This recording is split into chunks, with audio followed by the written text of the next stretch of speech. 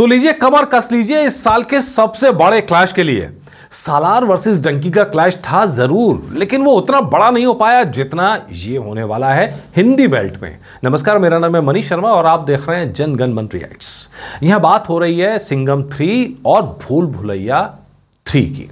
दोनों की डेट्स एक ही पड़ गई हैं दिवाली पर। और अब तक ये चर्चा थी कि भाई कोई हो सकता है कि फिल्म अपने कदम थोड़ा पीछे खींच ले। दोनों फिल्मों के अंदर इस बात को लेकर चर्चा भी थी, दोनों टीम्स के अंदर इस बात को लेकर चर्चा हो रही थी। अनीस बज्मी का बयान भी आया, काफ़ी कंट्रोवर्सी भी उस बयान को लेकर हुई कि भाई सिंघम को कहा गया कि भाई डेट थोड़ा आगे बढ़ा लो, हमने तो पहले से फिक्स करके रखा हुआ था। लेकिन लग रहा है कि यहाँ पर दोनों फिल्में साथ उतरेंगी और इस बात का ऐलान अब भूल भुलैया 3 की तरफ से कर दिया गया है। कल एक पोस्टर जारी किया गया, टीजर पोस्टर आप उसे कह लीजिए।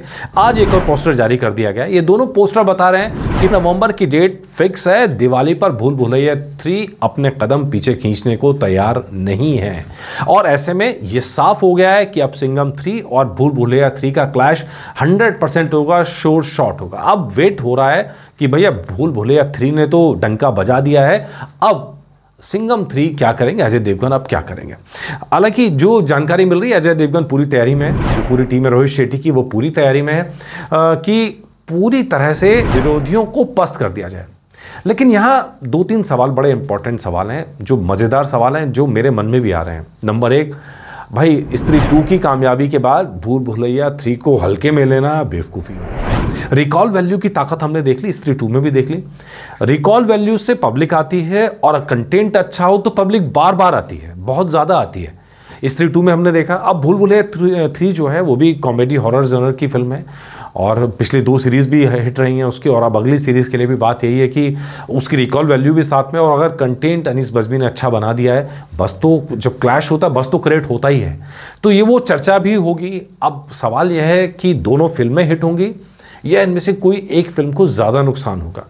थोड़ा नुकसान दोनों फिल्मों को होता है, कई बार क्लैश से दोनों फिल्मों को फ़ायदा भी होता है जब चर्चा ज़्यादा हो जाती है, हाइप बढ़ जाता है।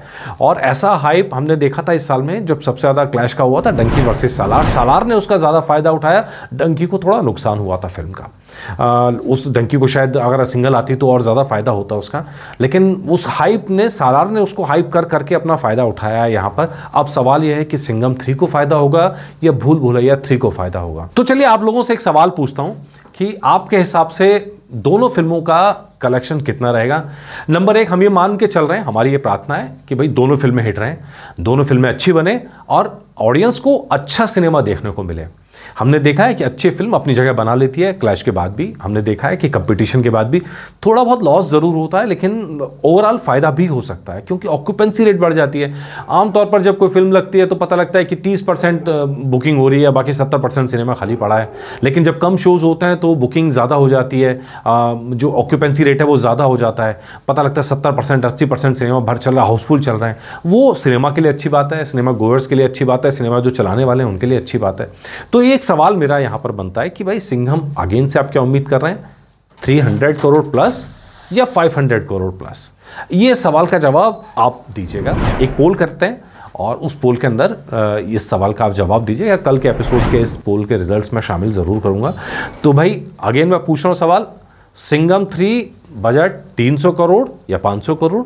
ठीक है जी। इसी तरह भूल भुलैया 3 300 करोड़ पहुंच पाएगी कि नहीं पहुंच पाएगी, या 500 करोड़ से ऊपर जा पाएगी कि नहीं जा पाएगी? इसका जवाब आप लोग देंगे, उसके बेस पे कल एपिसोड हम लोग तैयार करेंगे। नमस्कार।